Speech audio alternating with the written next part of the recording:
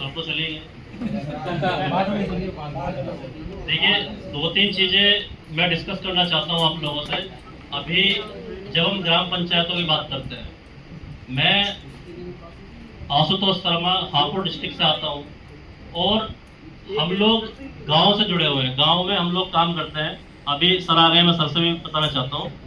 2 दिन से हमारा जो ये सेशन चल रहा है बहुत ही शानदार सेशन है, क्योंकि बहुत सारी टेक्निकल चीजें हम लोगों को बताई गई और जो पानी की टंकी है कैसे वो वर्क करेगी उसके लिए चीजें बताई गई। वो एक डिफरेंट विषय है, क्योंकि जो टेक्निकल नॉलेज है वो होनी चाहिए। अभी बहुत सारे लोग जो हमारे मास्टर ट्रेनर्स हैं वो एक चीज बोल रहे थे कि गांव के लोगों को जानकारी नहीं होती है, टेक्निकल चीजें नहीं पता होती हैं। आप सब लोग जानते होंगे कि गांव में ट्यूबवेल लगी हुई है, वहां के लोग इतने टेक्निकल लोग हैं कि वो इलेक्ट्रिशियन भी है, प्लम्बर भी है और सारे काम वो खुद से कर लेते हैं। तो वहां पे कोई ये इतना बड़ा प्रोजेक्ट ये नहीं है कि वो लोग इन चीजों को ना समझ पाए। जब हम बताएंगे तो समझेंगे।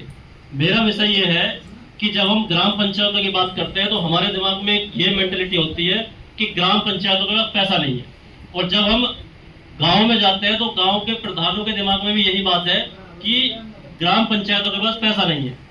जबकि ये कॉन्स्टिट्यूशन में है कि सेंट्रल गवर्नमेंट, स्टेट गवर्नमेंट और ग्राम पंचायतों की अपनी एक गवर्नमेंट है, उनके लिए फंड अलग से एलोकेट होता है, जो कि जीएसटी वगैरह हम लोग पे करते हैं, उसी में से वो पैसा आता है, जहां तक मुझे जानकारी है, और उनका वो पैसा उनको दिया जाता है।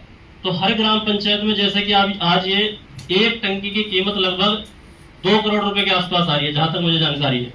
और वो जो 2 करोड़ रुपए है, वो जब टेंडर दिया जाता है वो किसी ग्रामीण को नहीं पता कि 2 करोड़ का टेंडर किस आधार पर दिया गया, जबकि गांव में इलेक्ट्रिशियन भी है, प्लम्बर भी है, वहां के वर्कफोर्स भी है, स्किल्ड लोग भी है।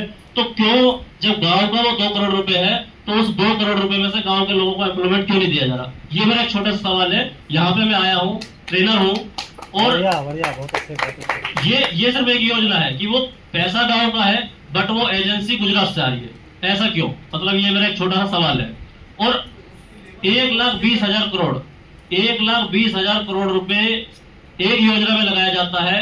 कितने लोगों को एम्प्लॉयमेंट मिलेगा, कितने गांव के लोगों को एम्प्लॉयमेंट मिलेगा? लेकिन हम एज ए ट्रेनर, मैंने एमटेक किया हुआ है इलेक्ट्रिकल से, मैं बहुत सारे प्रोजेक्ट्स पे भी वर्क कर चुका हूँ।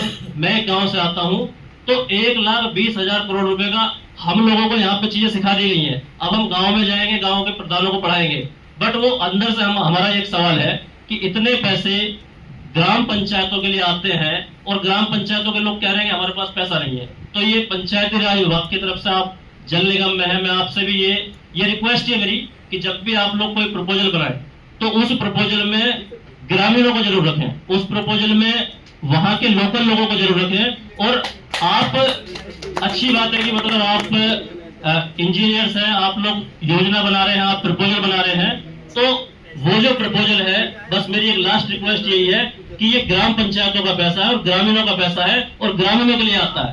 तो वहां के जो लोग हैं उनका इन्वॉल्वमेंट, और किसी भी स्तर पे जितने भी ट्रेनर्स हैं, मैं आप लोगों से रिक्वेस्ट करता हूं कि आप लोग ग्राम पंचायतों के लिए काम कर रहे हैं, आप गांव के लिए काम कर रहे हैं, ये दिमाग में बिल्कुल ना लाएं कि ग्रामीण लोगों को जानकारी नहीं है।